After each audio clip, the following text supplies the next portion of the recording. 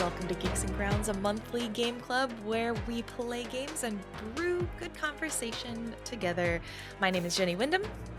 And I'm Joel Thomas. And we're here today to get a little thirsty. Is it hot in here? It is Geeks and Grounds February. nights and February. Yeah, that's true. We are recording in the evening today. It's basically Geeks and Grounds After Dark pilot episode. Yeah, we both had busy weeks, so we were like, all right, we're just gonna push the recording back. Gonna do it in the evening. So you know the energy is gonna be off the wall tonight. It's gonna be a little bit unhinged, especially because the game that we're playing this month is just outrageous in so many ways. It is maximalist for sure. And I'm in love with it, and I can't wait to get into it. It's been You so are? exciting. I'm so Yes, excited. yes. Oh my gosh, I was hoping. Yeah, it's funny because when we curate these games, like when I pick this one in particular, because this was not the community pick. No, last month was a community pick. This month is not a community pick. So I picked this one. I thought it would be really fitting for February, especially because I think in some ways on a month where, at least in the US, we're very much like Valentine's Day, romance, relationships. This game is almost an undating simulator in a lot of ways. And so I'm really excited to dig into it because I think it shows a lot. It subverts a lot, at least, that we Yeah. may normally assume with this month. Like a healing simulator, at least how I'm playing it. Is. So yeah, there's a lot to get into. Absolutely. Oh my gosh. All right. For folks who are new to the podcast, welcome. Thank you so much for listening in. Remember, you can sign up at geeksandgrounds.com to get the newsletter. And you can also join the Discord community to join the conversation with the rest of the folks playing the game this month, who are there and discussing this each week, discussing the topics we introduce in the newsletter each week together. So geeksandgrounds.com. So we'd like to kick off before we dive into each week's discussion. We like to go to the pastry case in our virtual cafe The here. virtual pastry case. Yes, the virtual pastry case, which probably not wise. I do have coffee tonight. Oh my gosh. You had that cup, I think, a week or two ago, and I did not mention how good it is. This is my Ron Swanson mug from Parks and Rec, and it has a stencil of his face, and on the back it says, "Give me all the bacon and eggs," which is how I live my life as well. Shout out Indiana, shout out Pawnee. Here we go. Nice. Yeah, mine just says, "Good time. We are having a great time," with a cat on it. So cute. Good.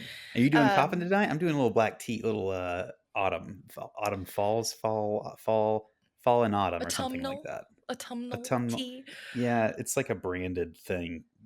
Oh, it's like autumn or African falls or something like that. I don't know. Man, tea is kind of like candles, where I feel like sometimes they name things and I'm like, where did you get this name?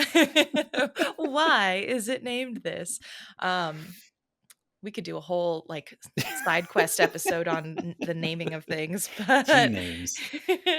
No, I am doing coffee, which it's 6 p.m. right now. I don't know if that's the wisest thing, but I have a standing desk to build after this recording, so I feel like the caffeine may be useful to me. I love building furniture. It's one of my favorite. It's like adult Legos. I just really enjoy it.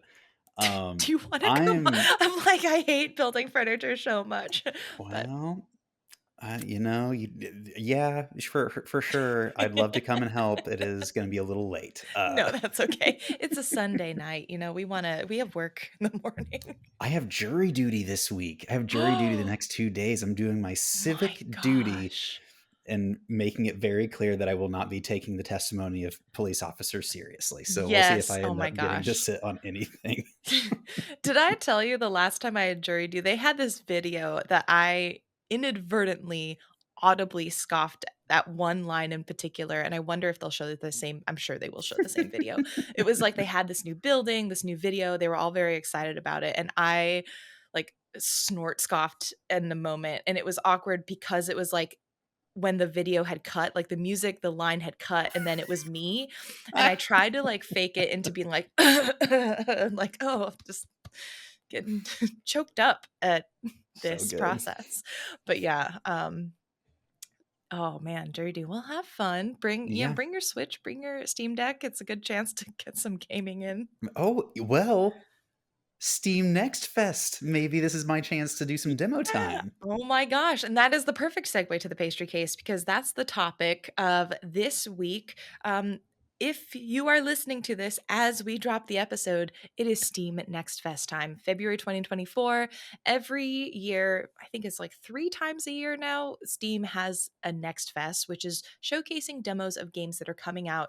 I believe the criteria is within about 6 to 12 months, like within the Mm, sort of the next year. And it's always a great chance to discover some games that you may not have heard of. It's a great chance to try out some games that you may be eagerly anticipating, see how they play. And so every Steam Next Fest, we have a community curated list where I'll link it in the newsletter. If you play a demo, you want to see it shouted out, you can explain why you liked it so much. Please submit it. If you miss the link, honestly, just email me. You can also just email me and I'll include it in the show. But I started playing some demos. Joel, have you gotten a chance to start yet, or are you I waiting for haven't jury? gotten in yet. So yeah, what have you been getting into? Some early shout outs. So the first one that I want to shout out is a little game called Pepper Grinder. It's from the publisher Devolver Digital. And let me look up really quickly the developers. While I do that, it is just a charming pixel art game. I think it's coming out on Nintendo Switch as well as Steam. And it reminded me a little Oh. bit of Celeste, where you're moving through levels, you're trying to find, sort of hidden objects instead of like strawberries, you're finding sort of doubloon Mhm. coins. And this is a game about movement and about speed. And it is just good old sort of charming arcadey sort of fun. Um, Yeah, it looks super fun. Wow, and, yes. like, cool color palette, Yeah, fun very character vibrant. design. Mhm. Um, Interesting. On the Switch store, do they not just say the name of the developers? I can see the name of the publisher, but not the developer. What? Developer Ahrech. There we REC, go. maybe? Okay, I'm yeah, not sure how that's pronounced. REC. Um, So the Steam description says Pepper Grinder is an action-packed 2D adventure blending traditional platforming with an alternative drilling mode that allows you to dive in and out of the earth like a dolphin swims through water. And they're not kidding. Like the first thing I said when I did this drilling mechanic as you drill through the ground and jump up is you feel like a dolphin. It's wonderfully free, and it takes a little Cool. bit to learn how to control because you can go quite quick with it. Like there's a boost. So when you jump out, you actually jump further and you can jump into other areas and wind through these sort of gravelly, sandy paths. Uh, it's awesome. Just a joy I to just play. saw a moment where she was riding a giant rhino mech, and yeah, this looks wild. Like, it looks like because of this drilling mechanic, there were giant circle clops of earth dangling from ropes, and so Yes. she was like drilling through the clod of dirt to hop to the next one to the next one. That is so creative. Wow. Yeah, it's so fun. And the story, the demo itself didn't really have a ton. I think the story is relatively straightforward, where Mhm. your treasure has been stolen by pirates, so you're trying to get it back. But I honestly, this is a game I don't play for story. This is a game I play for how the mechanics feel, and they feel good. So I'm very excited. It's releasing in 2024. They don't have a month yet. They don't have any time frame other than that. But that's a demo, and it took me only about 25-30 minutes to play. They only have a few levels for you to try. I didn't try to 100% it Mm. because I decided I was going to just wait for the full release. But so much fun. So Pepper Looks Grinder, very fun. early shout for sure from Pepper Grinder. I also tried, this was shouted out in the Discord as well, from a community member, but Harold Halibut, which is a narrative game. I have been watching the development of Harold Halibut for, I think, since basically I was in the industry. So at least 5 years now, 5 or 6 years. This game is incredible because they use stop motion, like dolls and physical sets, import that into their engine, and then they create these animations for it, and it's just outstanding. There's a physicality to this game's aesthetic unparalleled. It's just you don't get tired of looking at it.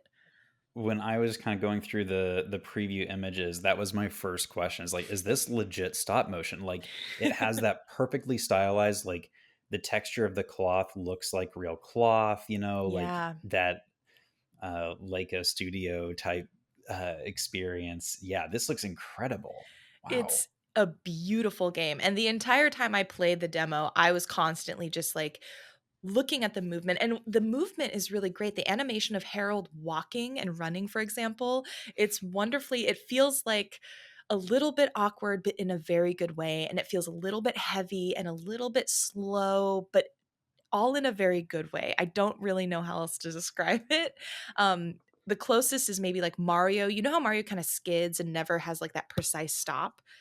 Oh, Harold is kinda yeah. like that, and you don't there is no platforming, like, this is a purely narrative adventure game, so you're not having to worry too much about it. Hmm. What I loved is the story is about this really unassuming character who honestly is kind of you get the impression that nobody really pays attention to him or really thinks twice about him, Mm, and he's very taken for granted in a lot of ways. He's a janitor in this water colony. The water colony is basically this dystopic, retro futuristic world where, like, as if Amazon Company Town became an underwater colony. The company in this game is all water, and they've just controlled everything. It's like a company nation state in this world. like kind of Bioshocky in that way. A little bit, yeah. And so this is about the people who live in this submarine world. It's about Harold. There's more of a mystery, but the demo doesn't quite go there. Hmm.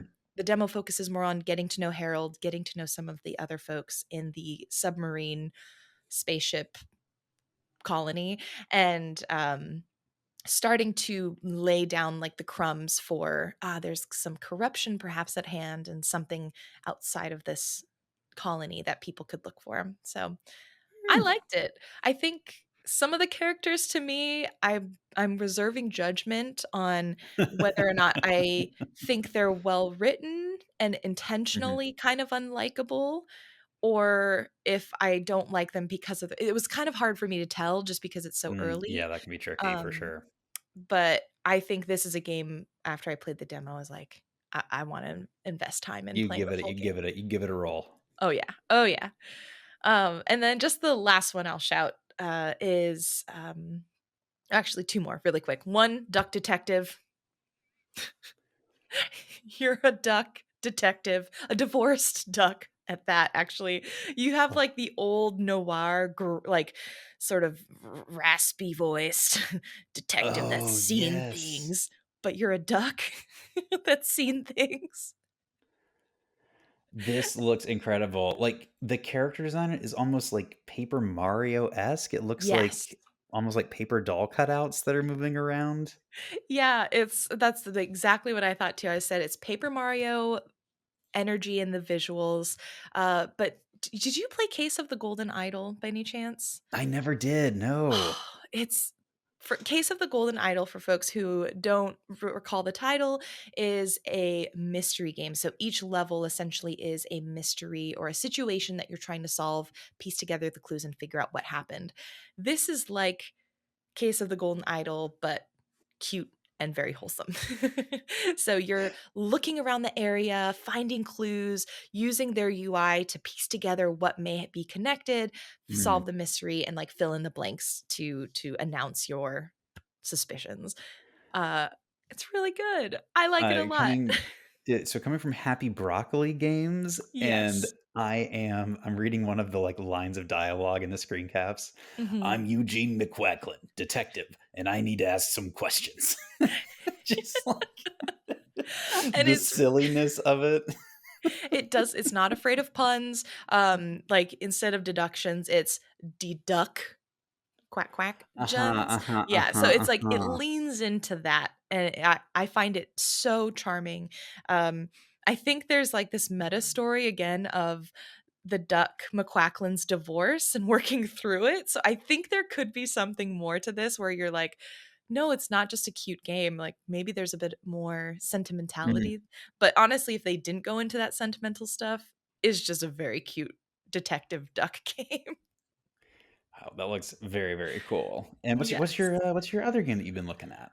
The final shout that I've been able to play kind of ahead of the sort of proper Steam Next Fest time is Lightyear Frontier.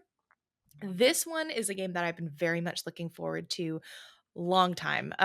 It's a play on sort of the typical maybe crafting survival farming sims where you are in a mech doing the farming, crafting, surviving. Mhm. I normally don't like mechs. I don't like robots. I don't like first person games in general because I find I get just disoriented. The first thing about this game that I loved accessibility wise, you can toggle between first person and third person perspective. Surprisingly, I stayed in first person in this one. It was actually Really? really manageable for me, which normally is not the case. But I Mhm. also really appreciated it because with mechs, I very much associate them with like war themes. Mhm. The mechs here are all used for farming. And so instead of like a gun to shoot things, you have a seed gun, for example. So it's very much Uh-huh. like taking these mechanics and tools that you normally use in a very different genre, putting them into farming, and it just was really solid, really polished gameplay. There's a couple things you're saying out to me, like as I'm scrolling through some of the screen grabs here. The first Hmm. is in one of the like later images, you can see a huge skull sitting on the ground. It looks, if you remember, you know how like in Zelda, like there are those monster skulls that the bokoblins will set up camp in. Yes. Like Yep. that's about the scale and size of these skulls in this game. So like, I wonder if there's like, is there like you've played this demo, so like is there like some hints yet? Like are we going to be learning more about what was here before? So funny you should mention that. There wasn't a skull, but there are these gigantic ruins. And it looks like there's some sort of technology that was left behind, perhaps by Mm, a colony. There's this sort of robot satellite that helps you. And if I'm remembering correctly, they allude to the fact that there were people who previously tried to colonize this planet, and then either the government or whatever ruling entity kind of gave up on the project. And I mm. think you're there uh, as a result of having stolen the mech and gone to this planet. So there is kind of like Harold Halibut. I think there's a little bit of dystopic corporation lore Mhm. that's ready to be dug up. And I think there's a little bit more than meets the eye if you like the story elements. But definitely at its solid base of like, does this feel good to craft? Does this feel good to farm? So far, I think it does. Um, yeah, which was Did really you nice. did you ever watch this show is a couple years old now. It's a Netflix show called Love and Robots. Yes. Oh my gosh. They Wasn't have I a think the couple of first editions. episode. Yeah, there's been a couple seasons, but like the very first episode, I think maybe it was a second, but like it was something like this where it was like Mhm. farmers that used mechs to do farming. Yes, And yeah. then like aliens came or something and they had to like use their farming robot mechs to try and fight off these monsters or whatever. Yeah, I remember that because that episode was really fascinating to me. Because at first I was like, "I don't know if I'm sold on this," and then it, like, really worked its way into my heart. Yeah. Yeah, very much Hmm. that vibe. I wonder if we'll see any other, like, life forms really on this planet. Um, by the end of the demo, like, you do get a sense of other, maybe more humanoid life forms, but yeah, Hmm. I'm very curious. There are also animals actually that are very cute, so, that's really nice, and I love that the game because the one thing I have about space travel games is I'm always, especially the ones that market themselves as more wholesome, as this game has done very intentionally, is okay, but like if you're going to another planet and essentially colonizing it, like how are you sort of just narratively going to grapple with that, especially with Mm, some of what your mhm. marketing does. And what's Yeah. interesting, and I don't know if they do this intentionally or throughout the whole game even, but there was a point where I jumped down and I accidentally scared some of the animals and they were like frightened, and the satellite that's kind of your helper tutorial robot basically was like, you shouldn't do that. Like if you walk more Oh, carefully, the creatures will be like better off or more happy, something along those lines. And I thought that was a really interesting and nice detail, that it was not just simply about like, oh, just walk around and do your thing. Like the robot was telling me how I could maybe make sure like the creatures were cared for, and you actually can feed them, and feeding creatures helps build and restore resources. So it's about caretaking a little bit. So that was also quite promising to me, where it's not simply about just harvesting resources, which, yeah. incredible. I love the energy behind this game. I like that they're doing this kind of like soft, like reinforce the positive behavior as opposed to like a punitive way to approach that. I think, Mm-hmm. differently, sometimes the more punitive way is called for, but like I like the gentle nudge, like, hey, Mm-hmm. by doing this you're scaring the creatures. I think that's like something like, especially like little kids that might be playing this game, like a really subtle way to like, hey, you should care for the Yeah. creatures. I agree. And I think as a player, it's nice because, yeah, it's one thing if they design it as like, oh, you get this many points if you're Mm, nice and you hmm. lose this many points if you're Right. mean. But I think it provides the freedom to, like, if you don't care and you are just playing it just to get into a different world, you can kind of take it for what you will. But if you do care, it's like a really nice, or if you didn't care, but maybe it puts you into like, oh, being more aware, I think that's really cool. So, yeah, exactly Yeah. right. Very nice. Yeah. Got some things I got to check out during jury duty for sure. Yeah, and for folks who don't know, like this is just like the not even scratching the surface. Steam Next Fest usually has like 1,200 demos, as I think been the average. So 1,200? I yes, had and no what idea it was I that big. do the first day of every Steam Next Fest is I actually always go through every single demo. It's like I take a couple hours, just do a lot of scrolling. So I will definitely be adding my highlights to the list for you all to peruse if you would like. But I love to hear what you're all drawn to. Helps me also keep an eye out for games that maybe could be Geeks and Grounds titles later. So if Mm, you see we one that love you're it. like, We love maybe I it. want to play this next year after it releases, definitely put those in as well. Before we go into our play, watch, listen, and read segment, I wanted to highlight we played the Cosmic Wheel Sisterhood last year.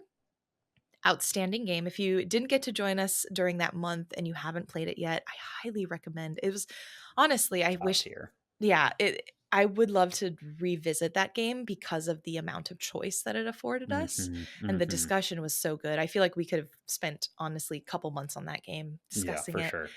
Um, Quick shout out to the team. They for a game jam for Global Game Jam, they had a theme called Make Me Laugh, and they made a small project that I thought was very very cute.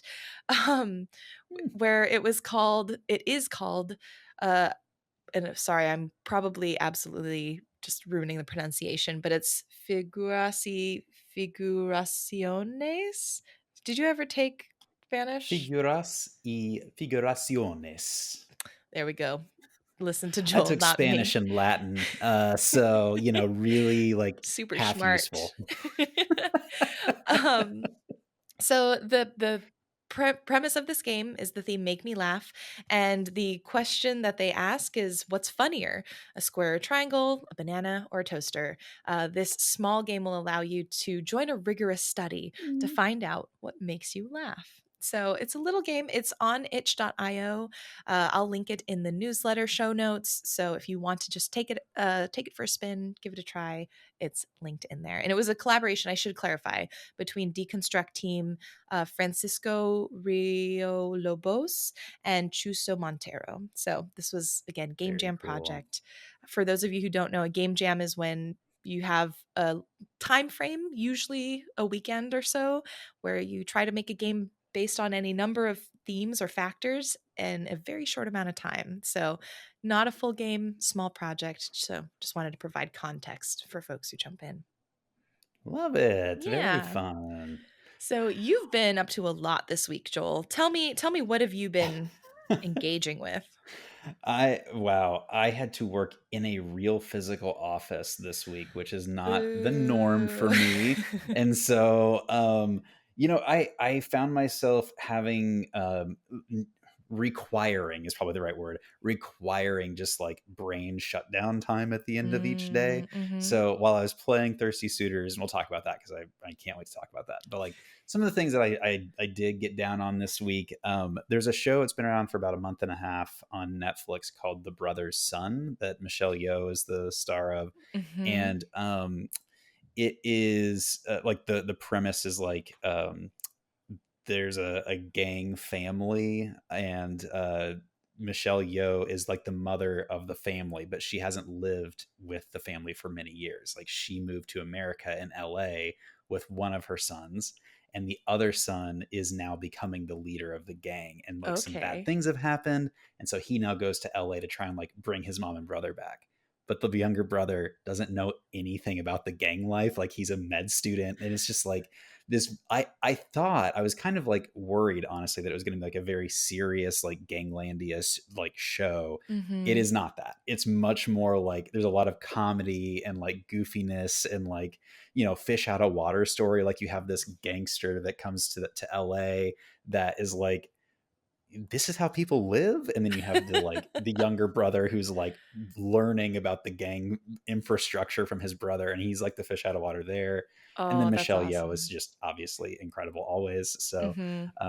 really enjoying that. And a few episodes in, we're recording this fresh off of me leaving the theater of to see Poor Things, the Emma Stone movie. And they this is going to be one of my favorite movies for a while. Like it was Wow. really incredible. It deals with some difficult content. Like it really goes deeply into sexuality and like how we perceive sex and physicality, like as humans. And I'm not going Mhm. to like spoil this movie in any way. But I will say one of the things that this movie does very consciously, like thematically or a motif. Are you familiar with the trope of I think it's called Born Sexy? Mhm. Have you Mhm. heard this? Like, Yes. so for those of you who are not into this, this is like almost always a female character, and almost always it's like, oh, I am recently alive or conscious, so I'm like a baby mentally, but my body is full grown and I am Mhm. very sexy. And usually they get paired with a guy who is like world wizened and like, oh, you silly girl, like you don't know these things. And yet we have this undeniable sexual chemistry. So Mhm. Fifth Element is like the prime example Yep. of this trope, and this movie is a very intentional takedown of that trope. And I like the things that it makes you deal with as an audience member who has seen this trope before is like, Yeah. hey, what are you actually appreciating about that? Like, what about that story has actually been captivating you? Like, why is The Fifth Element still like one of the top sci-fi movies of all time? Like, what Mhm. about it are you actually drawn to? Yeah. And it is unapologetic. It is brilliant. Uh, it like the way that Emma Stone portrays this character, and as she grows, like I can't uh, I can't imagine how hard it was to play this role. And I Yeah. know that she has like an Oscar nomination for it for Best Actress, and it would be well deserved. Like it is incredible, and she's incredible in it. So if you're okay with like some difficult content, like a lot of very strong like sexual content doesn't bother you, I would highly recommend Poor Things. It's like Mhm. if the as Lee and I were talking about it, it's like if Guillermo del Toro met with old school Tim Burton, met with Wes Anderson, and Wow. came out with a script on par with like Eternal Sunshine of the Spotless Mind, or Mhm. you know, something, The Science of Sleep, something like that. So just absolutely incredible. Would recommend. Wow. I've been again, right before the show, we are talking about this, and so many people I really respect have been talking about this film quite nonstop, and saying like it's a must see, you have to see it. And so I almost get nervous because I'm like, oh man, I hope it is that good when I go see it. But the way you've described it, because I really don't know, I didn't know what it was about. So I'm happy that you went into it and didn't spoil it, because now I'm gonna probably after this see what showings we have this week and maybe go make a point to go see it. It is a wild ride, and the way that, like, they lay the plot out is so beautiful. The cinematography is incredible. Like, I was thinking about watching it, like, on Prime and just, like, renting it or something, and I am so glad I saw it in theaters because Mm. it is beautiful. Just, like, the set design is I haven't seen anything like it in quite some time. So, really enjoyed that. On the other end of the spectrum, Uh-oh. the most recent, Rick and Morty season dropped on Hulu recently, and Mhm. so have really enjoyed Rick and Morty over the years, but the last couple of seasons I just it's not been funny to me. Like, I'm kind Mm. of interested in the story and the characters, but I haven't, like, it hasn't made me laugh the way, like, the early seasons did. And I'm just kind of wondering, I haven't quite finished the season yet. It's not that it's bad, but I'm just wondering if I've kind of outgrown it. And if it's like, like the way that this story worked for me at the time, and now Right. maybe it's just not doing that for me anymore. So I I don't know if anybody wonder, else is experiencing that.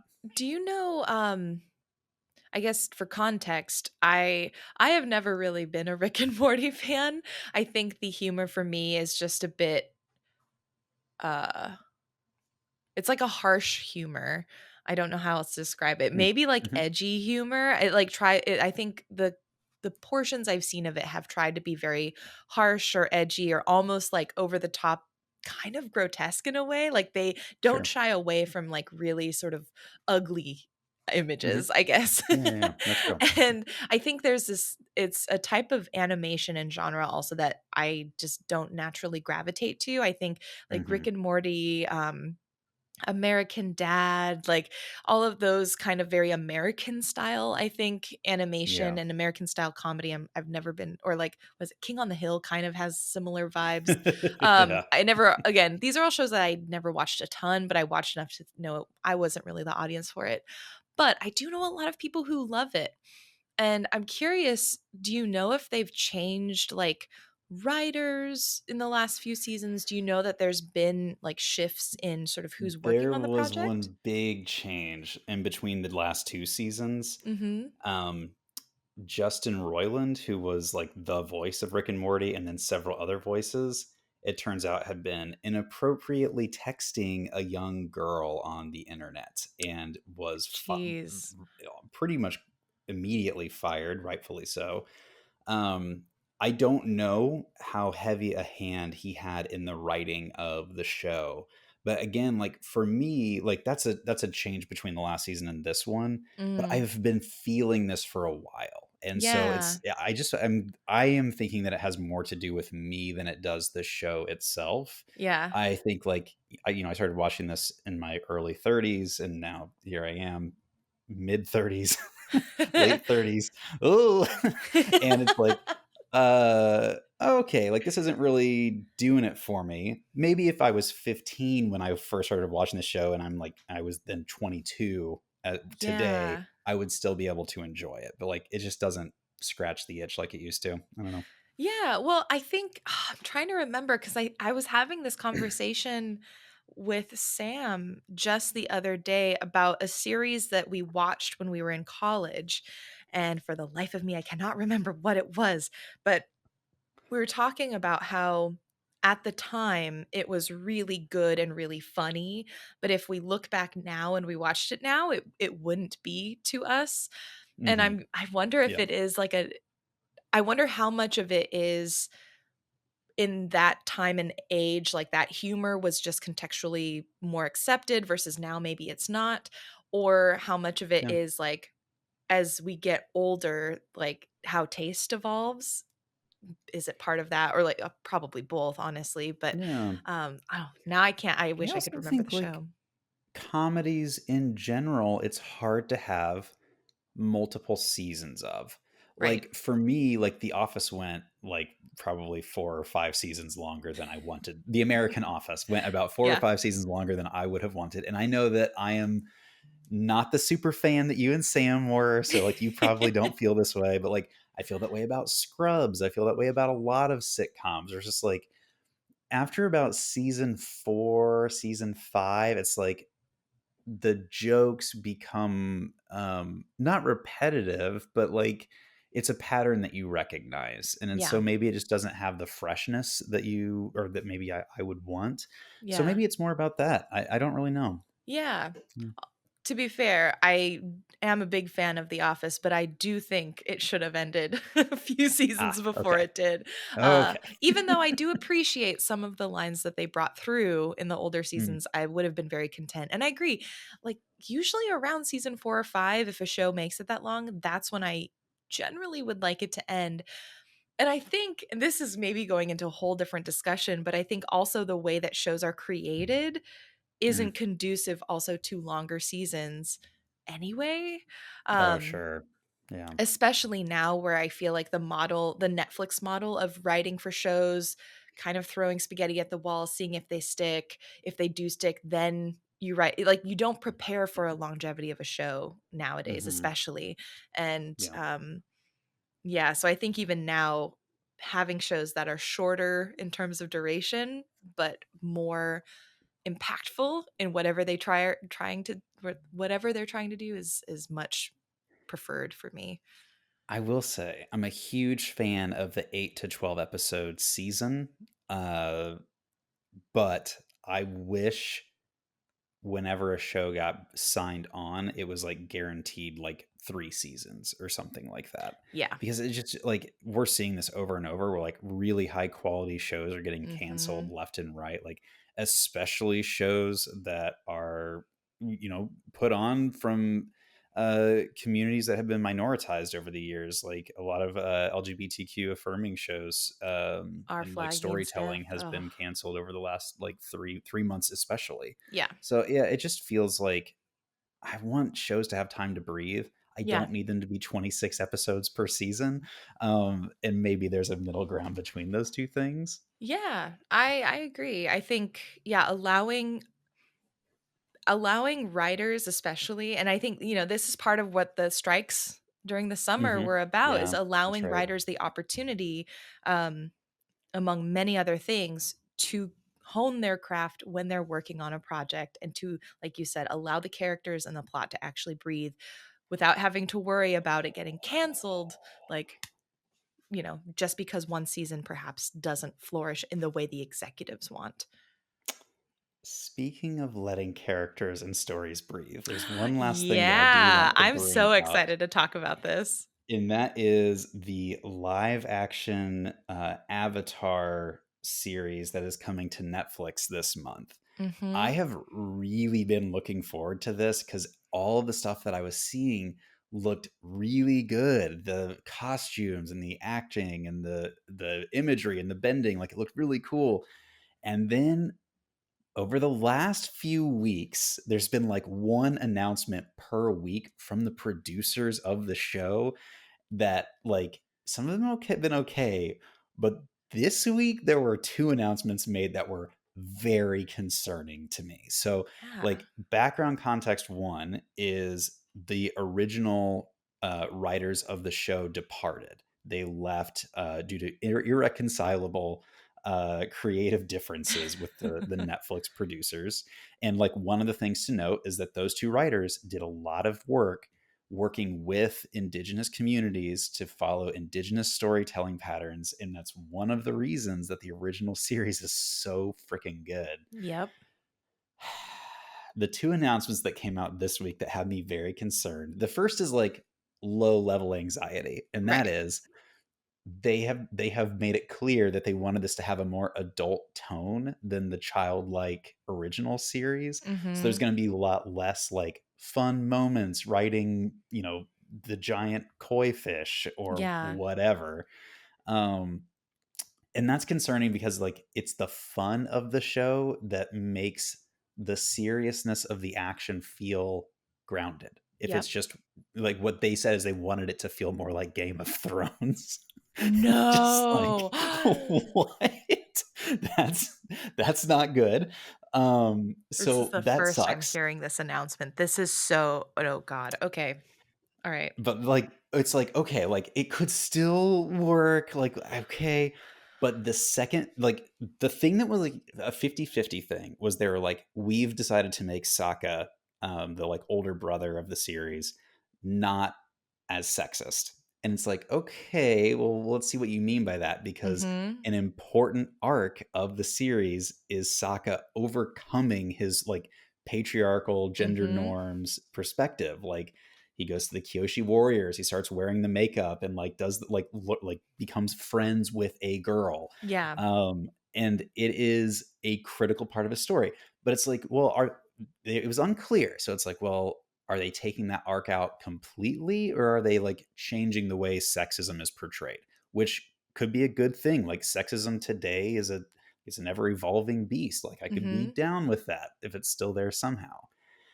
But then they said this week, and this is what has me very Hmm. concerned, that they are taking away the Katara story around like I think the language was her issues around gender.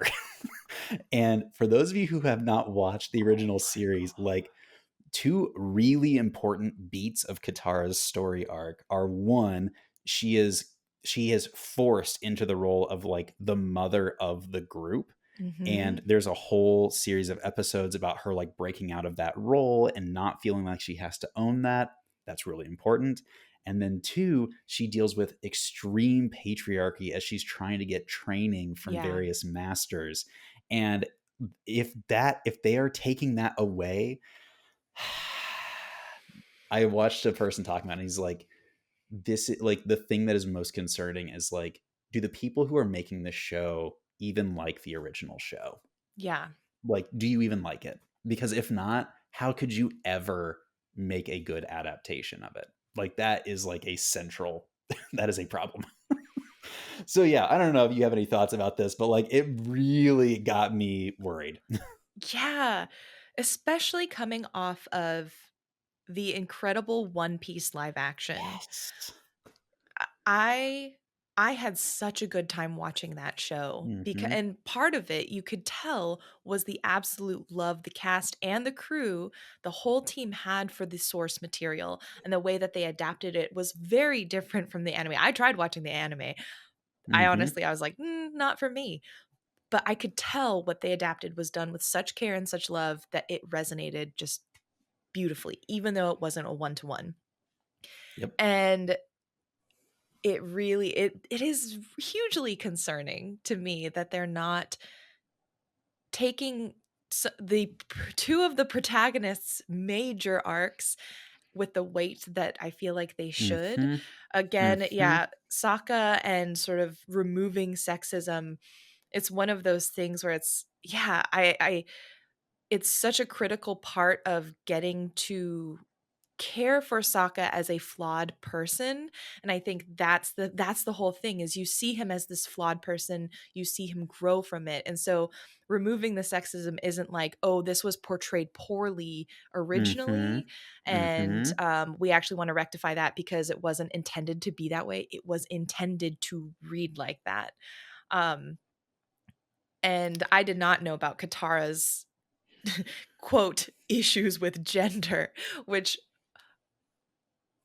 that is more deeply concerning to me than Sokka's arc, honestly, because I think Uh-huh. Sokka's sexism arc, while really important for his character, is less of a major Right. thread in the show, like, Yeah. arguably, um, Yeah.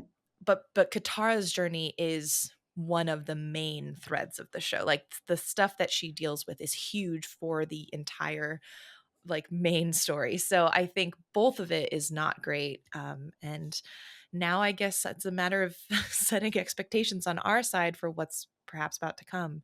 Um, is there a Yeah. date? Do you know if they have a release timeline It's for this this? month. I can't remember. I think it might What? be like the Oh my 20th or gosh. 22nd or something like that. But yeah, it's Ooh. February. So it's soon. I don't know. It makes me concerned. I think like your point about the One Piece adaptation is really critical. Oda stuck around. Yeah. He was on the creative team for the show. Yeah. And I feel like the second your original creatives are out, that to me is a huge red flag. Mm-hmm. And, you know, honestly, I am not a moralist, as in, I don't think stories need to be moral. I don't think they need to teach you lessons. But Mhm. I do think Avatar, as a children's show depicting sexism and patriarchy, and showing that these are monsters that you can fight and can deal with both as an individual and within a system, is something that I like people and kids especially need to see. Like we need to be reminded like what these things look like as they evolve Mhm. so that we can be equipped to deal with them, to fight them. And Yeah. yeah, so yeah, it's just really concerning to me. So I don't know. I'll give it a shot. We'll try it out, and we'll report back here, We certainly, will. how we're We feeling. most definitely will. Yeah. Every once in a while shows come out and I'm like, "Oh, do we do like a little side quest and cover the show? Just do like a one episode recap or something of what it was like to engage." And maybe Avatar is the one cuz it is I think one of the greatest animated series of all time. Like it is up there with for me Adventure Time. It is top tier animation for Hmm. all ages. So Totally Whew, agree. we will see. As always, we welcome any questions, comments, feedback in the Discord or via email. You can email me at jenny@geeksandgrounds.com. Just send it on over. You can also type in the Discord. We've had some great discussions in Discord as I love it because folks I think are listening and some of them I think are typing almost in real time, like, oh yeah, also this is what you mentioned. So that's been really, really fun to see happening in the Discord. So please feel free to engage in those places. Are you ready to thirst? Are you ready to? I've been thirsting for this conversation since working through the first two chapters. So I got my journal out. Yeah, I have adopted a new journal practice. So I'll just share it real yeah. quick. Oh my gosh, I On would love to my see it. opening page, I now list out all of the characters that we encounter and just like a couple words about who they are. Because as those who know, who've been coming to like our hangouts or whatever know, I am so bad with character names. So maybe this will help. We'll see. I was gonna say let me pull out my journal as well. Mine's not as like cool, I feel like. Um it's super tiny font. I had I I mean, realized legible. It looks good. oh, thank you. I realized that having a journal this tiny is great for being able to take it with me because I'll have Mm, like I'm playing Thirsty Suitors on my Switch, and so I'll have my mm. Switch, and then I'll just have this, and I carry it in my bag. So whenever I have a moment, I can jot down notes or questions as I play. But my goodness, my writing is not meant to be this tiny. It's a challenge. But yes, super excited to dive in. For folks, again, who are just joining or new to the format of the podcast, for this month's brew, we are playing Thirsty Suitors. We have sort of delineated sections of the game that we're going to discuss each week. You play however you would like. If you would like to play it all in one go and still just catch up to the discussions later, great. If you like to use these discussions as primers to help you keep an eye out for certain things before you play, also great. So know that this is for you. Use this how you would like. And as we discuss, if you ever want to share something on the podcast, please feel free to email, put it in the Discord, all of that good stuff.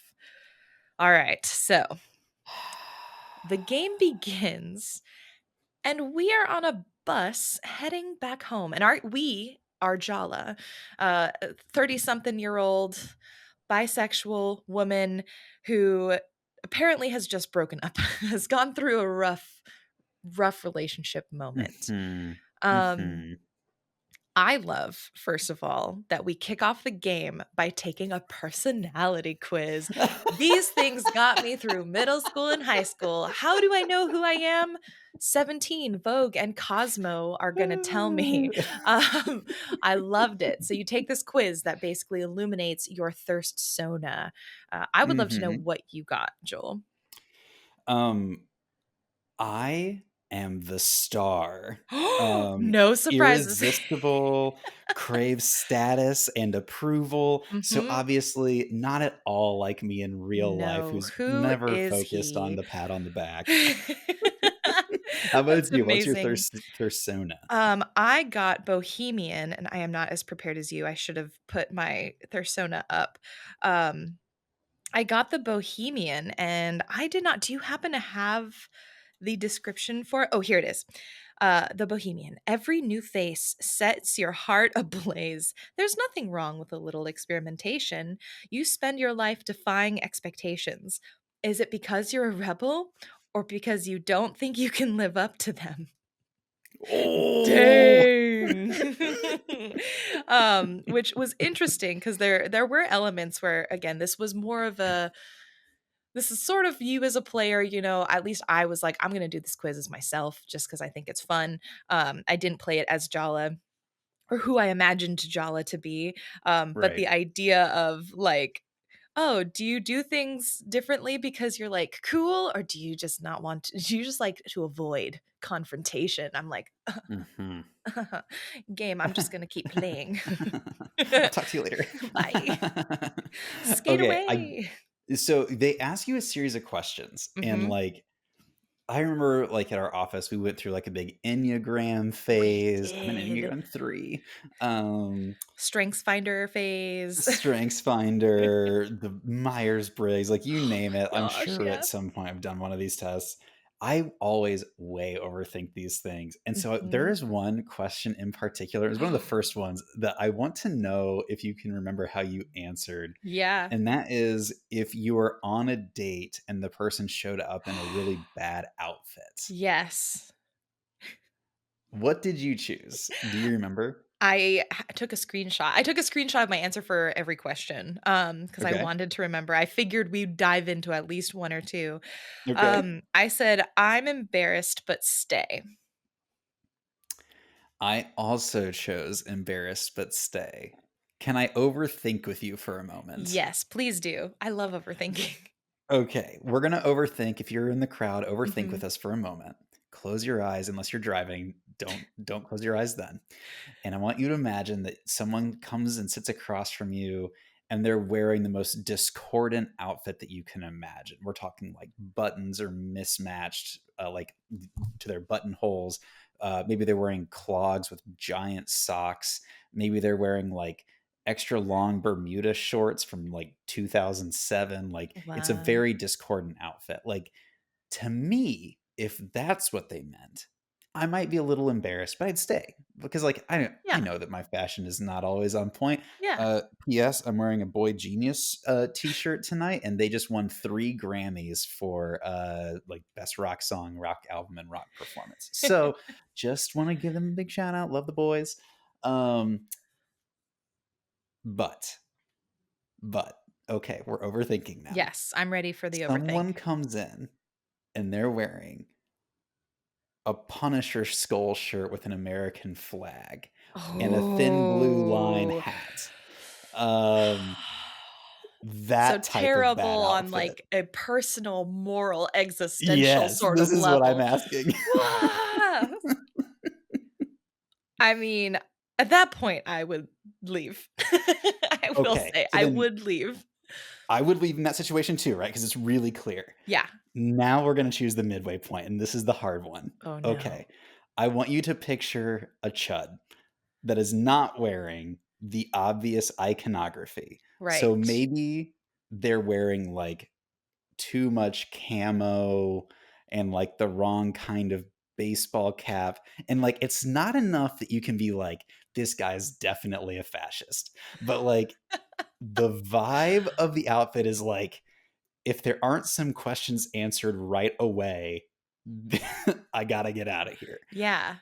What do you do in that situation? Well, I think you said the answer right there, though, because you wouldn't Okay. immediately leave. You said if there aren't some questions answered right away. In that case, I would just be like, "Excuse me. Before we continue, there are a few things that we need to just go at the checklist, right? Let's just make this pretty clear. Make it an easy night for you and me, right?" So I think I would, in that case, I would probably have an idea of what the responses were and would be prepared to leave, but I would probably, just to be safe, check and ask just to see. Because, like, for example, camo could Could be could fine. be fine. could be Fine. fine. I think which is weird. It's funny because you mentioned like they're wearing camo and like their hats are on the line.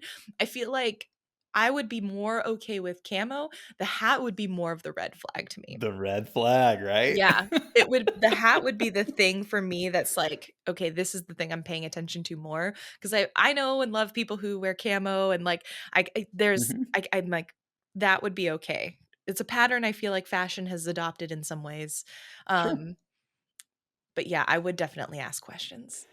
I also want to be clear, like this is very I know that we have a very like a pretty international audience. Like this is a lot about like American cultural Right. identity pieces. So like if you're a hat wearer and you're in our audience, like that doesn't we are not Yeah. opposed to hats here. No, not opposed Um to hats, but hats not that opposed to have hats. certain words and sayings on them, certain Yes. images. You start wondering. I Um I so Jenny and I are like we've been married for a very long time. I was talking to a single friend recently and they were telling me that they went out on a date and at some point they were talking about how like yeah, their office like a bunch of people got sick, but he got the flu vaccine so he's doing fine. And the person said, "Oh, so you're a big vaccine guy, huh?" And he said something. He just kind of laughed it off in the moment. He's like, "Yeah, Yeah. my cousin's an epidemiologist. Like, I believe science." And then he started Oh, texting me, and he no. was like, "Dude, I don't know. I don't know what this means. Do I need to ask some questions?" Like, you gotta ask some questions. And it turned Yeah, out it was fine. Like, she was that's just kind good. of joking around, and she's not an anti-vaxxer. But That's good. um, just the things that like married people don't have to think about very often. I But know. Yeah, I'm like, Sam and I have been together for decade now, it's like I do not have any idea of what the dating pool and what it would be like to go on dates, especially now.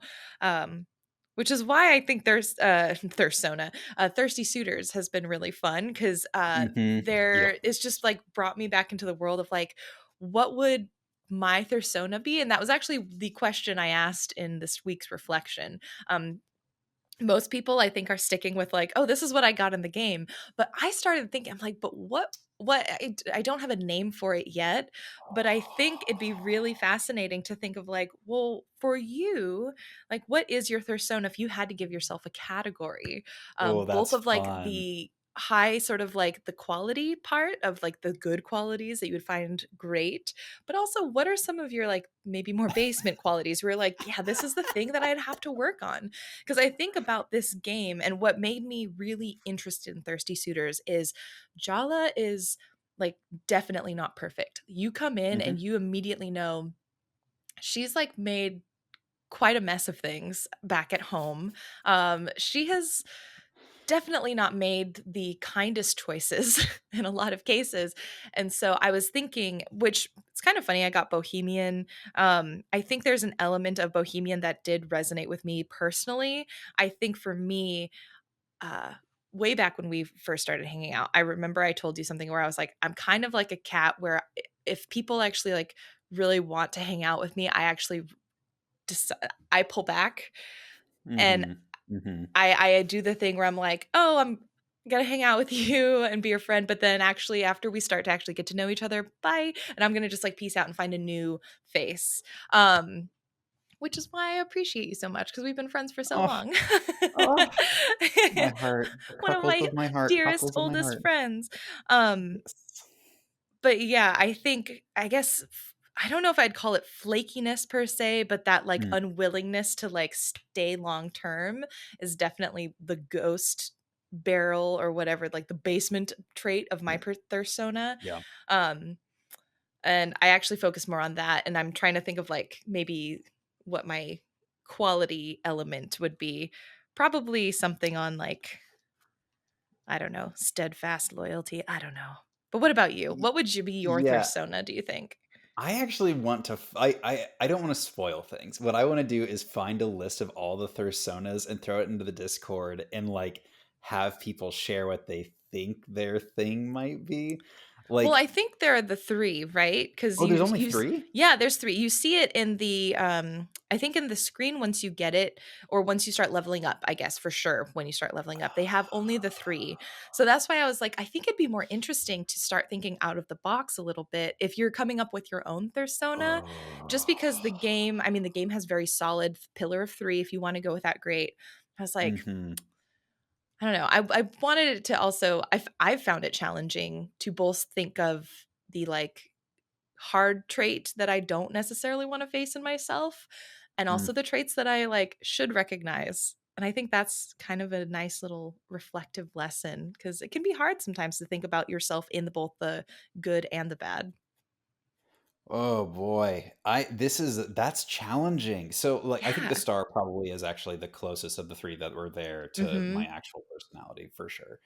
Um, I think, like, my penthouse trait is I Yeah. am, very much a, like, acts of service, if you're into the love language thing, like, I'm Mhm. very much into, like, doing things for my partner to Yeah. show that I appreciate them, to show that I care.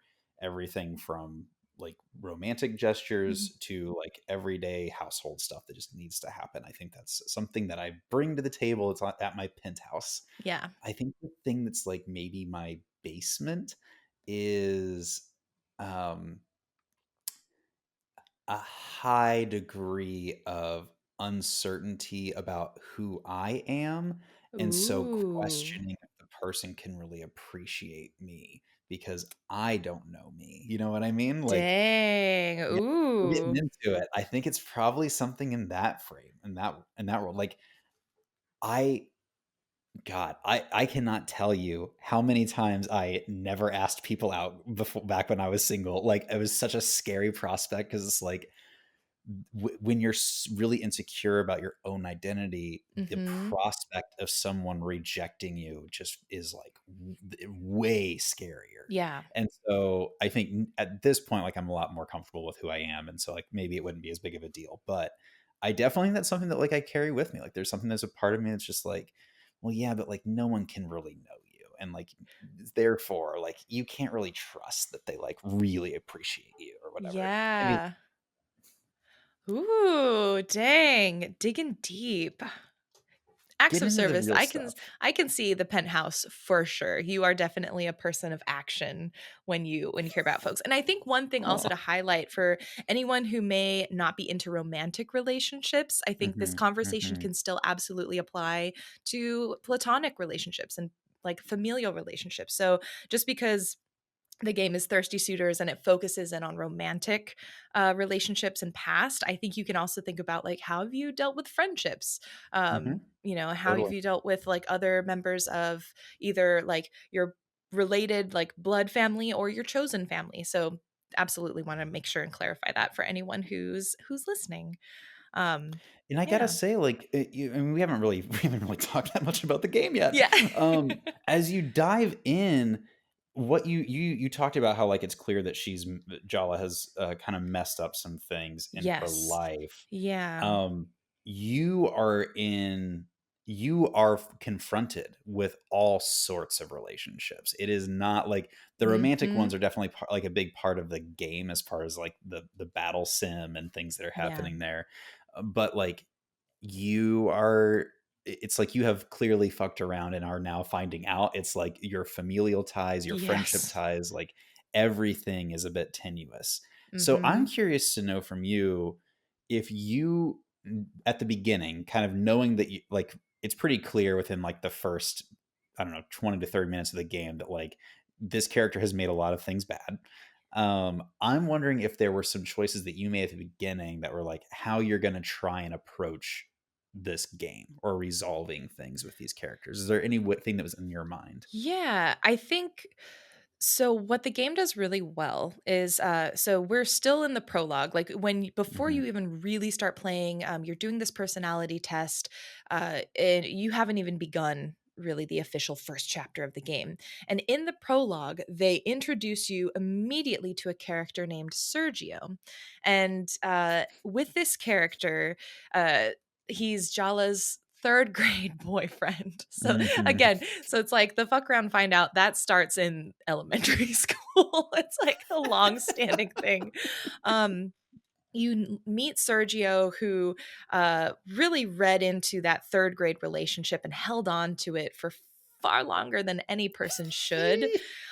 He's overconfident but insecure. He's hyper sort of macho and masculine, and just really, really thirsty for Jala. And so you immediately meet him, and you have the option of kind of being a little bit more, I guess, to insult him, I think is like maybe one Mhm. of the Yep. options. And you can also choose to be a bit kinder, maybe to flirt a little bit and like, but to not be as mean.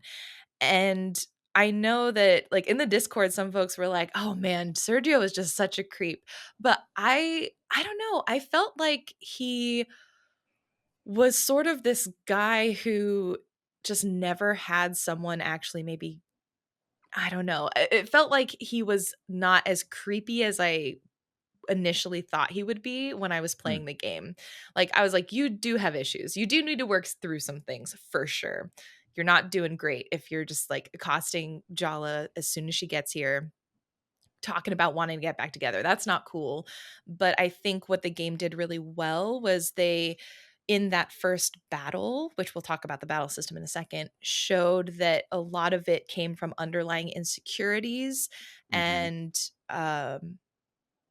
I don't know, he was much more of a sympathetic character. And so the sympathy that I felt for him made me realize, okay, I'm going to run with Jala as someone who is coming back home intentionally, who's coming Mhm. back to make amends, which you don't have to, I don't think. Some of the options are very much like Yeah. Burn the you, bridge. yeah, you want to burn bridges. You're not wanting to come back, and you're being Mhm. forced to. So I Mhm. decided to do the make amends approach. What about you? That is the same for me. I'm just like, I'm here on a healing journey. I'm not gonna take the bait. I'm like, this is my eat, pray, love, like Yeah. so and what's interesting though is the dialogue options Mhm. don't always allow you to have that degree of consistency. No, they don't. And it's one of the things it's like I both love and hate about the game, where it's just like not only do I not have a dialogue option here that matches this, like, idealized playthrough that I would like to do, but I Mhm. also don't see anything that looks like at all how a Joel would respond, and Yeah. so it's like, "Oh, you're putting me in a box." Mhm, And mhm. so, yeah, it's really interesting. Like, one of your most powerful attacks in this opening training things is to call your mom and your summon. You can Yeah, you summon your summon your mom mom. and she shows up in this, like, giant form with, like what's it? A chancla? Is that when you, No, like, hold chapal, your I shoe? think, is chancla, What I it think, is Spanish. Chapal okay. is, I think, are they Sri Lankan? So, Yeah, yeah. yeah, yeah. Okay. And so she comes out and she has, like, her flip-flop slipper thing and, like, is gonna beat Sergio with it. And it's, like, a really funny thing, but It's it's like, amazing. why is like, you know that things are strained with her and her mom. Why Mhm. is it that calling the mom is, like, your strongest opening move? Like, it was just, Yeah. like, an interesting, like, that doesn't match how I want this character to feel right now, Mhm. but also maybe there's, like, something behind this as we get further in with, like, the relationship with a mom and, like, the fact that she is, like, your strongest, like, this opening summon, like, Yeah, whatever. I think so. And it's interesting because I had that thought initially. And as we get to know this relationship between Jala and her mom, I think I felt more of, they have this strained relationship at this moment, but I think there's this enduring, um, it's kind of like Schitt's Creek, where if any of you have Mhm, seen the show in mhm, Schitt's Creek, it's almost like this idealized world where people do think the best of one another.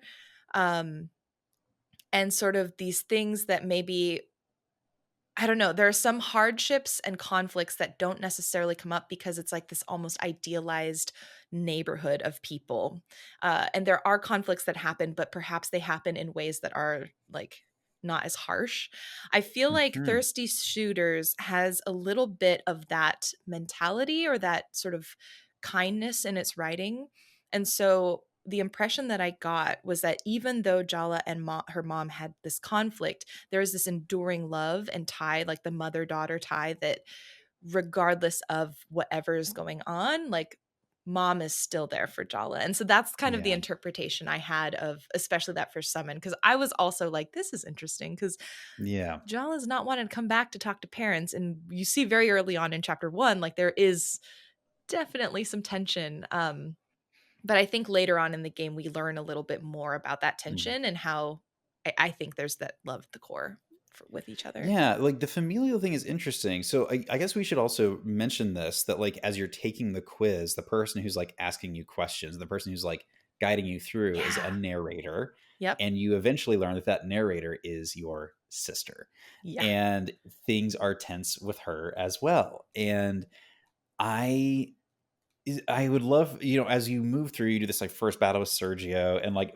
I loved the finishing, like once it's done, no longer thirsty was like the Yeah. the official framing that I got, Yep. which I thought was really funny. And like I have been writing down so many quotes from this game because it's just like it's Mhm. busting me up. I'm really enjoying that. Yes. Um, I'd love to talk a little bit about the family dynamics because that's kind of the next thing Yeah. is going and like meeting, like seeing your parents. Mhm. And I'm wondering what like that experience was like for you. I have I have some questions about this. So I'd Yeah. love to hear some of your thoughts just in general. Yeah, just to and, like, to keep the timeline, so after you beat Sergio, there is one scene before you meet the parents, and this is, like, if anyone's familiar with Scott Pilgrim Saves the Mm-hmm. World, like, that story, I think that is a comparison that you may make because there's this scene with Sergio in front of the diner, and he's just kind of like, "Hey, all the exes, let's gather. I thought maybe it'd be good for us to each confront Jala and, like, I don't know, make amends and get closure and be friends," which is again, it showed me that Sergio is less creepy and more of that, like, insecure, making up for Hmm. it in a lot of, like, bad or unhealthy ways. And Yeah. so for me, that kind of solidified him as this almost, like, himbo-esque character where I'm Yeah. like, "You're just kind Himbo of is a a great way dingo, to frame it. a dingus, but I kinda love you, and I do want you to just grow and be better." But yeah, so Sergio meets with all the exes, and I think there's, like, what, 1, 2, 3, 4, 5, 6. There's, like, 6 exes, I Yeah, that think? sounds right. Um, and so yeah, you get the premise immediately that it's not just gonna be Sergio that's coming up. You are gonna be facing exes throughout Jala's life, basically, since we're Called starting in 3rd grade. psychodrama battles, which I think is a Yes. great name for those Yeah, experiences. right. Because the battles, which we didn't say yet, but the battles themselves are less about like punch, kick, fight, and they're more about what emotional state am I going to put my enemy in to or my opponent in to best like get those emotional Mhm. jabs and do it that way. Such a good and fun battle system, honestly. I It's thought it kind was of really like great. the Pokemon battle system if the, Yeah. like, special effect things really mattered. Like, Yes. if, like, bringing down someone's defense or increasing your Oh, speed but really they mattered in do. Pokemon. What are you talking Yeah. But about? you What are can you just brute talking force about? it. You I can just mean, you're brute force it in every Pokemon game. okay, fine. And but you can't do that in this. Like, Yeah. you literally would run out of healing stuff because, like, the general fighting moves are, like, just too, Yes. like, they build their defenses up against it. So Yeah. But yes, so exactly as you said, you meet the parents. I love that, like, okay, there are details in this game that are so fun. Like when Jala walks down the stairs, Jala does mhm, like this cool, like little animation every time. That's just yes. very fun. Um, you can walk around the house, the living room and the kitchen and just see sort of just the suburban sort of vibe. And you meet mom, and mom is basically like immediately sort of on the offense and being like, "What did we Mhm, deserve to, like, get kicked out of your life? Like, what did we deserve that you just left and you did not talk to us?"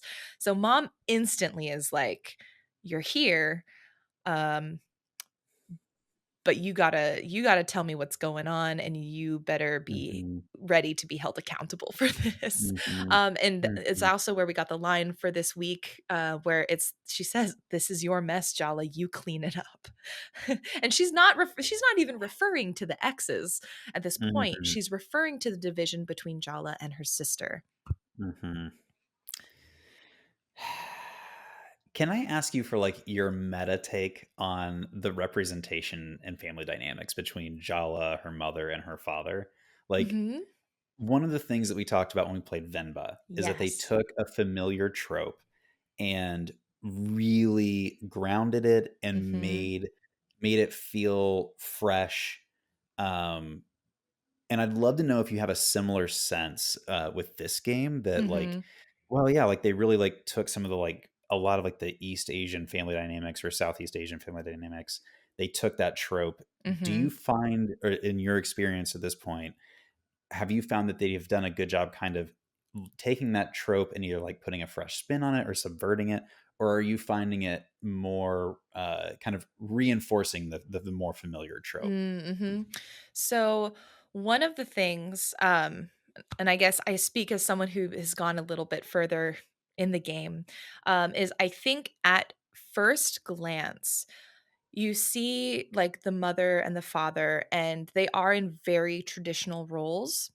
Hmm. Um, and even similar in the sense that the mother, she mentions that she's like, she works in the school, she's a teacher, I think.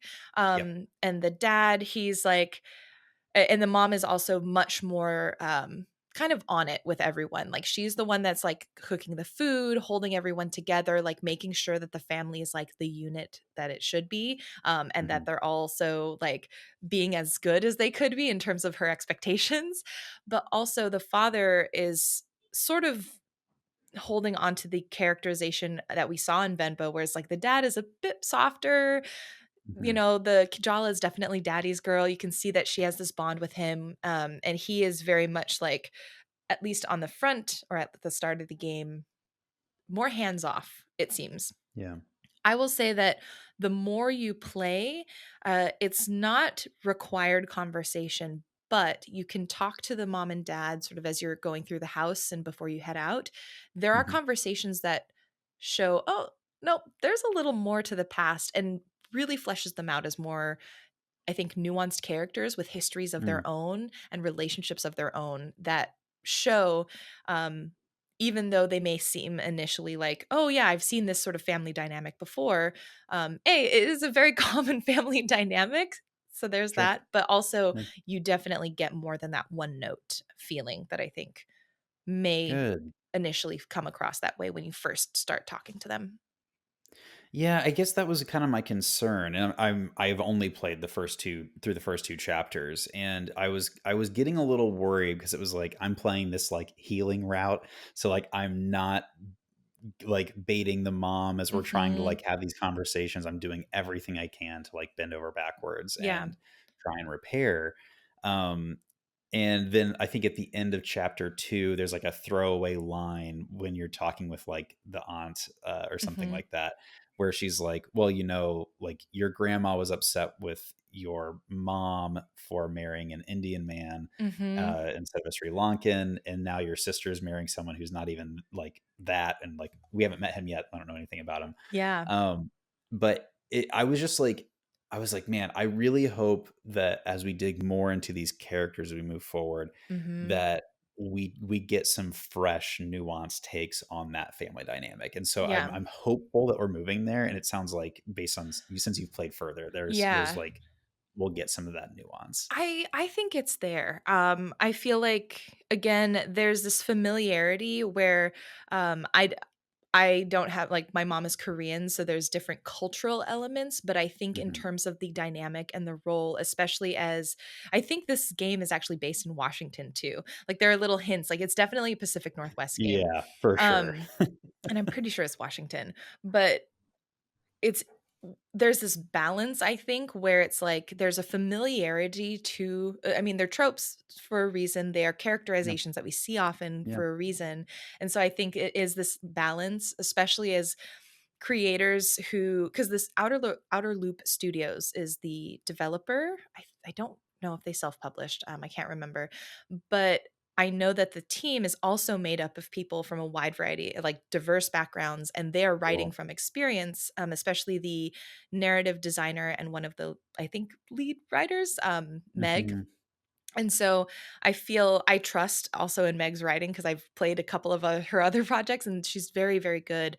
And I think what I appreciate is this balance that I've experienced, at least when I play, of you have the familiar tropes and you are like, yes, I know this. Like I grew up with a mom Sure. like this, but I also appreciate as you play, you see that there is more. And again, I think Venba did a good job of this too, where it's like you see that there's more to the mom than just expectations. And you see there's Right. more to the Yeah, yeah, mom yeah. than just um like sort of, oh, she's the one that's going to try to keep the family together and try to Mhm. keep the culture Yeah, alive. Like I think that's very yeah. much a role that especially mothers play in these family dynamics, but I you'll see more and I think it gets quite interesting, I'd say. That's really exciting to hear. I mean, it's been really fun and, like, my god, the ant is one of the coolest characters in video games.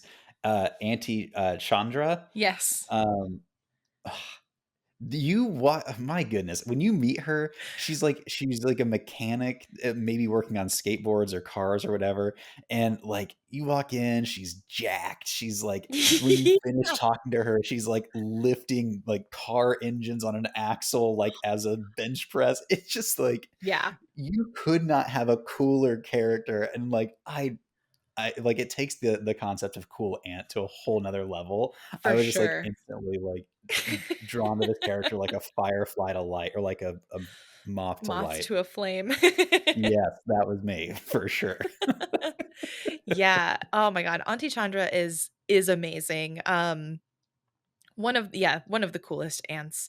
But as you go to her, what's hilarious to me is that you actually you there are presents scattered around town as you skateboard Mhm. through. And you can go up to a present and it'll say gift or grift. Which I never fail to find amazing. But the grift ends up being these sort of anonymous suitors that are Uh-huh. coming for Jala.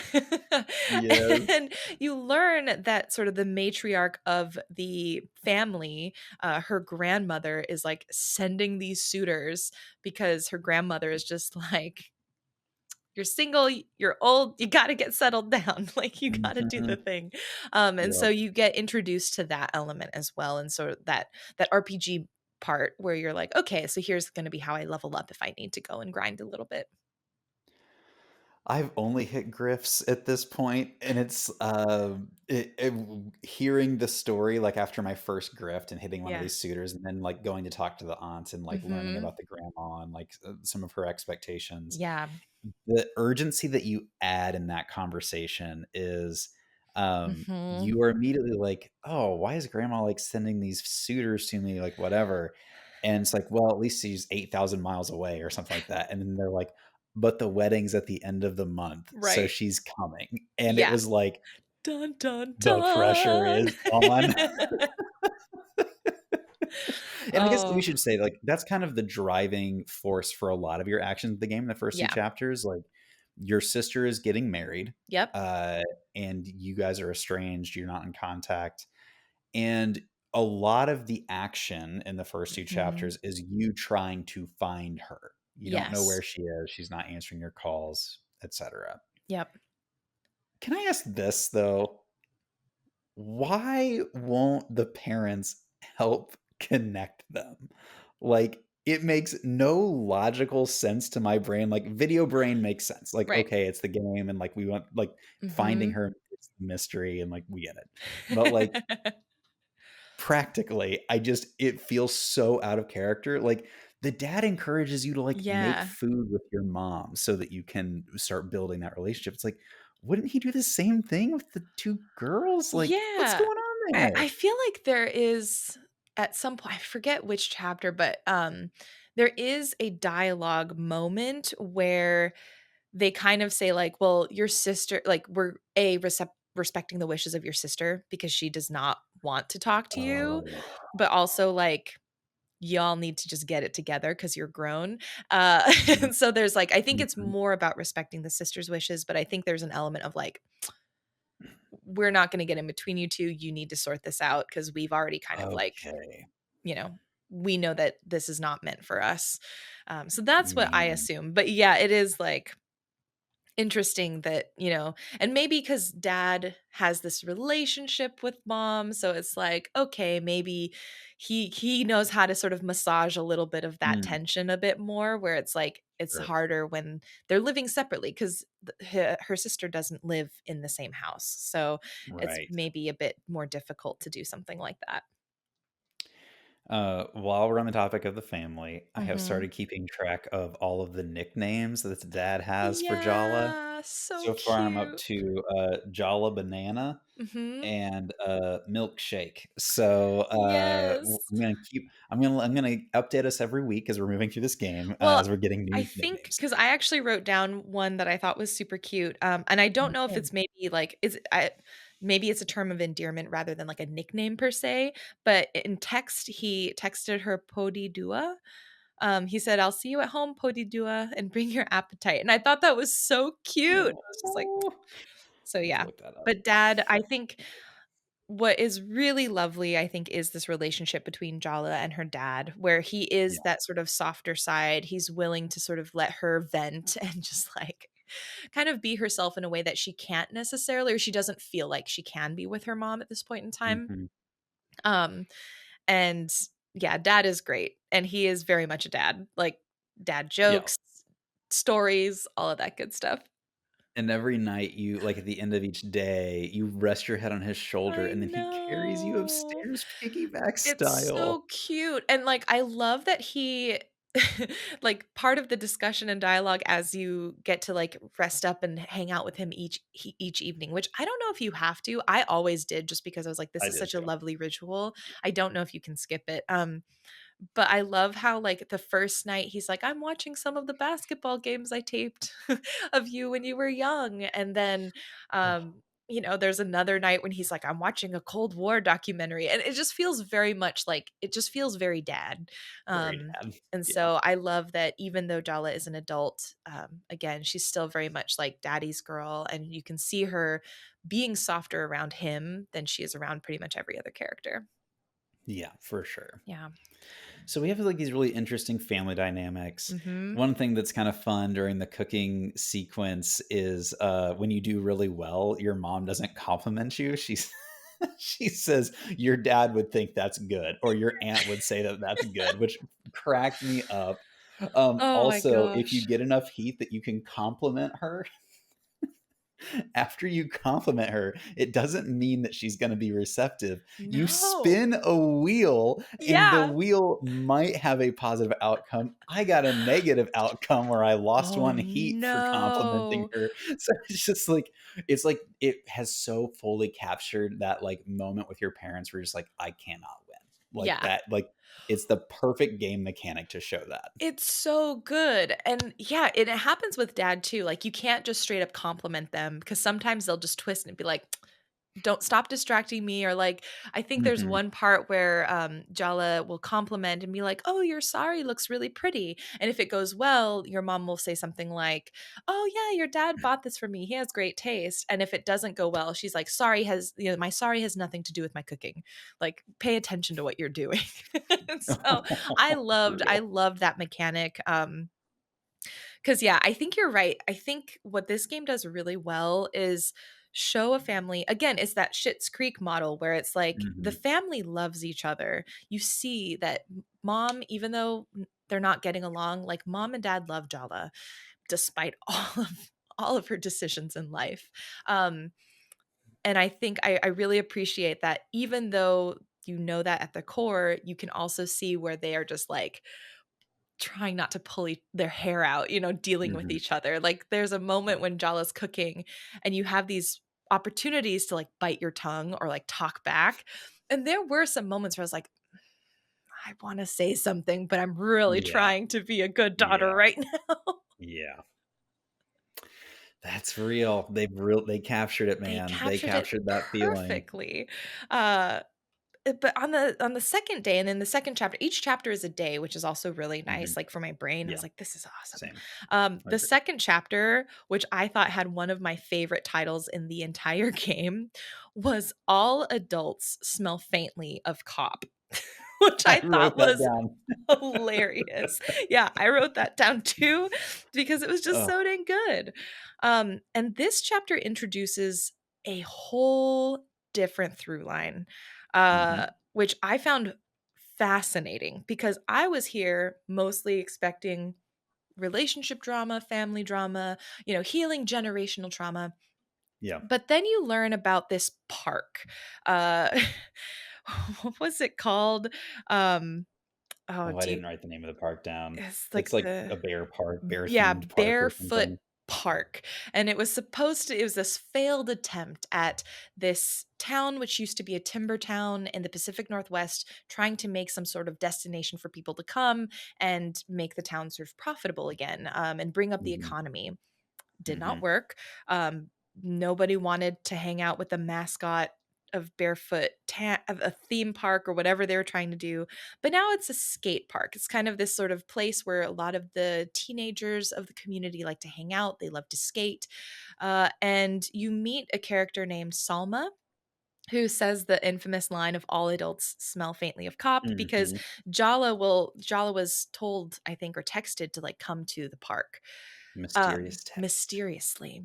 And you meet what is perhaps one of the most unexpected, like, I did not anticipate this character, Soundy the bear.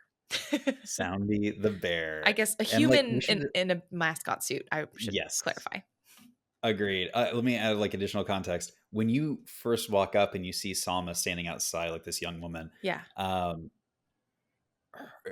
the whole crew, they're wearing, like, dystopian Mad Max style, like, shoulder pads, and it's like, oh, like, they're surviving an Mhm. apocalypse is, like, the feeling that you get, like, Yeah. seeing these characters. And some of them are Um wearing bear heads as well, like, they're dressed up as bears. Yes, and, like, on day 1, when I was skating around downtown, I saw characters with bear masks on, and I was like, "What is going on here?" 'Cause, like, I was like, "Is that a real bear? Is that a mask?" I couldn't tell. Right. But yeah, the Soundy the bear is, like, the king of the skate park, Mhm. and this whole, like, subplot that they introduce is that he has kind of been recruiting kids, Mhm. to join, like, a little, like, gang type thing, Yeah. and one of your exes, Tyler, who seems to, like, kind of to be, like, the ex, Yes. um, is trying to write a story in the paper about it and trying to, Mhm. like, get in and figure out what's really going on. Yes. Um, yeah, Tyler is definitely the ex. I mean, Tyler, you learn right after your sojourn in the park, was not only a romantic partner, but also best friends with Jala. So they have Mhm. a long and complex history. But before you get into it with Tyler, you are asked to go basically to these two kids, Donato and Theo, and kind of talk through well you sort of talk through you have to fight them, but you end up talking them through their relationship Mhm. conflicts. Yeah. um the whole Soundy skate park subplot is really interesting because it's just like, what is the motive of this Soundy character? Like, what Yeah. is he doing? Why is he doing it? In theory, they're trying to protect the skate park from being, taken over by the city. They want to keep their place that is really important to them and their identities sort of for themselves. Yeah. Um, but I don't know. My flags were raised instantly with Soundy. I was just like, something is off about this. This is weird. Tyler frames it almost more of like a cult. Like this is Yes. someone who is kind of preying on kids. She specifically says like LGBTQ or like queer kids that Mhm. are feeling estranged are like the people Yes. that he goes after to try and recruit. So like there's definitely nefarious things happening. Their mission feels really like unclear to me at this point. I'm sure we'll dig in as we learn more. Mhm. Um, I have a single complaint with this game right now, and Yes. you mentioned, the fight with Donato and Theo, and Yeah. so I'm going to raise it. I think the combat takes too long. I Yeah. It's like we're when you're for me, it's like if you're playing Dungeons and Dragons and then you're playing a combat experience that takes too long. Like, that's how I feel with most Mm. of these combats where it's like, Mhm. I've been fighting this person for 10 minutes, and yeah, it's fun, like, seeing, like, what their insecurity is so that I can taunt them or whatever, Right. but it's like the attacks do such little damage in general that the fights just take a long time, and it's like the one thing that it's like, "Can we just increase the damage output?" Like, I like the fighting mechanics, I like the rhythm elements, I like the design, I love Mhm. the animations and the style, but it's just for me, it's just too long. Yeah, I feel like I'm trying to remember what level I was because I was curious because I did not really track my levels. I didn't feel like I needed to grind. I also felt like the battles were a little long as well, but it wasn't a super big pain point for me. I think there's one other mechanic that was a bit more of like a, "Ugh, I really don't like this part," Mm, but I do see that for sure.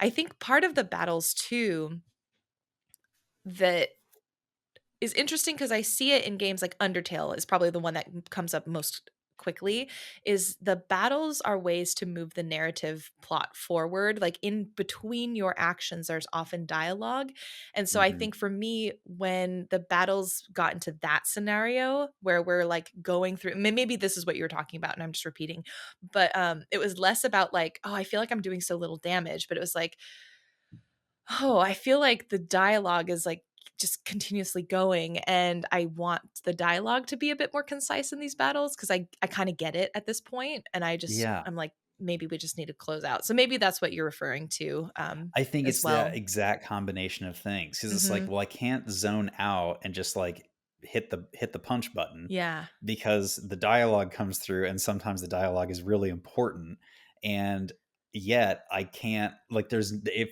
that's it's just the one thing for me that feels like a little Mhm. like not as tight as I would like it to be. It's like Yeah. the Donato Theobot fight I think took me 15 minutes. It's like I can't think of Whoa. almost like maybe it was 10. I don't know. It was a long enough that I noticed, and I was like, I I'm even thinking of like the toughest like Elden Ring bosses rarely will take you 10 minutes to get through. Like, either you're dead or they're dead if that. Yeah. So it just like it really it was noticeable for me. And so Mhm. um I think the mechanics of this game are so fluid. The Yeah. skating is fluid.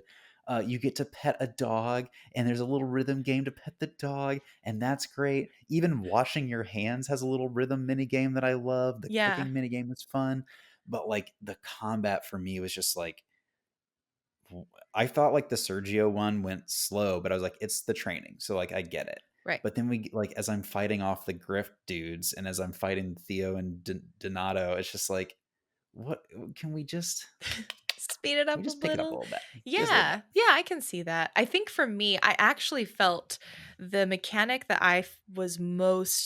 that I think I most okay putting aside, and fortunately you can for the most part, was the skating. I actually Mm, did not very much or haven't been enjoying the skating a ton. Admittedly, I haven't engaged with it because my first impressions were not super strong. So maybe if I engaged with it more, there's more to dig into. But I felt like the skating was almost too in some ways it almost handholds a little too much in that, like, anytime I jump and I'm, like, near something, if I'm just close enough, it always puts me on the rail, and mhm. while Yeah. during just when I'm going from place to place, that's fine. On the times when I'm Mhm. trying to do, like, tricks or do things, I feel like the movement is the computer is pushing the movement more than I want it to, and maybe Yep. there's a setting actually I should explore and see because I feel like the skating for me is the most clunky for me. Um, yeah, No, I think this is a good read. I really I appreciate you saying that because it's like, um, it doesn't need to be Tony Hawk, right? And it right. doesn't need to be Ollie Skate World. It doesn't need to be like super intricate, but it's like almost so here's like the comparison. You know how when we interviewed the devs for Dredge and they talked Mhm. about how they wanted to make the fishing experience really simple and Mhm. like as stripped back and abstracted as it could be. It's like I can tell they were trying to do the same thing here. They wanted Mhm. the skate thing to be like, this should not be a hard part of the game. And they've Right. made it very, very simple for you. But it's almost like in whereas Dredge like did an excellent job abstracting the concept of fishing, Mhm. I feel like it's almost there's so much there's so many skating elements that it Mhm. has this implication that it's very complex, but the actual experience is almost too simplified. Yeah. It doesn't match that complexity or something. Yeah, because I feel like there are only a few moves that you can really do, and so I think for Hmm. me, and again, I think for this game, the skating really does serve its purpose. So I think within the Yep, context of the whole totally. package, I'm like, I am very happy with it. But I think Hmm. when I break it down, I think out of all of the elements when looked at disparately, I'm most like, the skating is the one that I wish we had a little bit Yeah, of meat to hang on to there because uh yeah. it's so close. And I think that's why. But again, I think when I Yep. look at it as the whole package, even though the elements are quite like it is astounding how much this game fits into it. Just if you think about it, it's like you've got skating, you've got battles, you've got It's cooking, you've got amazing. story. They have so much. And like I said at the top of the podcast, I'm like, this is a maximalist game. This game wants Mm. like everything in the kitchen sink. It throws it at you. It's colorful. The music is bombastic. I love that. So I think I don't want to like take people to listen and take away like, oh, maybe I shouldn't play it because like the skating wasn't super Yeah, strong. certainly not the takeaway. Like, and same thing for the combat. Like, Yeah. do not let that commentary like stop you from playing this game. Like, I am so thoroughly enjoying this game so far, and Yeah. like the characters are just so fucking cool, man. Like they are just cool. Like the dad has this like sick fade. Like I don't know. It's just like it's a very cool game, and I'm Yeah. enjoying it. I'm loving the stylization. It's a Yeah. lot of fun. And I think we ended with a skate park. We talked about Soundy, sort of the weird cult-like happenings. We met Tyler. Hmm. And what's really interesting is that there's a conversation between Jala and Tyler. And so you that's where you learn a little bit about the history. And basically you and Tyler, even though you know you've got a history, you Hmm. sort of team up. Whether I think depending on how reluctant you are is sort of given to maybe one of the answers that you can choose for Jala, but regardless, you are going to team up with Tyler to sort of infiltrate Soundy's cult and crew and figure out what's going on exactly, and also to see if you can talk to the kids, talk to the teenagers, and see if you can kind of get them out of there a little bit, Yeah, allow them to separate from this group. totally. um, And then you have this like really sweet moment at the end of the chapter where you go get yeah. like a chocolate bar for your dad in secret. It's like a secret package that he's got this chocolate almond bar. Yeah, I That's love very it. sweet. It's so cute. Um, it's also really funny because one thing that we didn't talk about that I think is really neat that this game included is the people in this town know you and they know you're coming back home, that you've come back home and they know you've left disaster in your wake. And so like the Mm-hmm. cashier at the convenience store like doesn't like you. He's like your dad is really cool, but he's like not super nice to you overtly.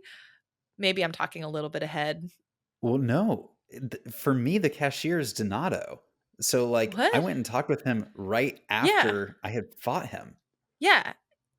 So he doesn't well, I guess that's true. I was like, that's a good point. Maybe it's just because you fought him.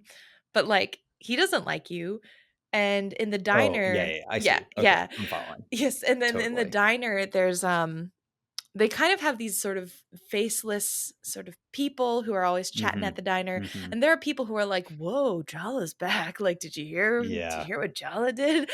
And It's so not kind.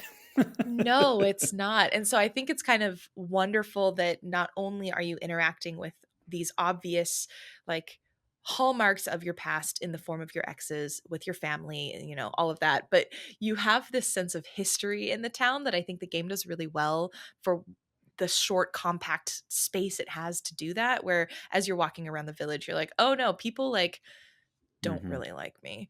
Um, and you can bump into them when you're skating through town, and they don't like that either. So it's Yeah, like, they don't appreciate that, it turns no, out. which makes sense. But I thought that was a nice little detail because I'm like, oh, they're actually paying attention to this. Yeah, Um, for real. I think that was the end of chapter 2. I think we've reached the end of the play discussion for this week. Yes. I will end with a line that I wrote down from Dad at the end of chapter 2 that I thought was Oh, very sweet. why don't And we let that bring us home this week then? oh yeah. He said that it was brave of you to come home, Jala, and I am proud of you for that. And I think that was really a lovely way to end this week's section of the game because I was thinking, man, if I was Jala and I did everything, I honestly would try to find everything possible to not come home because my Mm-hmm. goodness, that is scary to go back to a place where everyone is going to have very strong feelings about whatever you did to them. Um, and it made me feel not only love for Dad, but it made me feel much more love for Jala. I think she's a really great character because you know that she hasn't been the best person to other Mm-hmm. people, but I think what I Mm-hmm. love about this game, and just to wind down my closing thoughts of this week's section, I love that this game is about a person who is trying to make it better, at least with the way I'm playing it. And it's not very often you see what happens in terms of like accountability, or this idea of oh gosh, I'm blanking on what it is when you have sort of two parties coming together to talk through conflict. Mediation. Mediation, there's a word. Oh my gosh, this is like I'm gonna hang up the call and I'm gonna know exactly what it is, and it's gonna be so sad because the call will be over. But yeah, there's this idea of like what happens after you've wronged someone, and Mm-hmm. I don't think many forms of media necessarily, and certainly not video games at least, necessarily approach this idea of like, yeah, what happens after you've been kind of a shit, How do you and reconcile? how do you Yeah. reconcile? How do you hold someone accountable? How do you hold yourself accountable? And I think it's really cool that this game is approaching this topic. Uh, and I am very excited to talk about more. What about you? Closing Same. thoughts. I'm in the exact same boat. I'm eager to see how this character is going to the way I'm playing it, like work through to try and heal some of these relationships. I really liked the ending of the Sergio battle because it was like, oh, like serious progress for both of you happened because you hashed it out. And like Hmm. that's very cool and I'm eager to see that continue. And I guess maybe a call for all of us to find something that we can be brave about for the Yeah. coming week. So, Yeah. yes, thank you so much for joining us at Geeks and Grounds. Be brave and drink bold this week. Bye. Bye.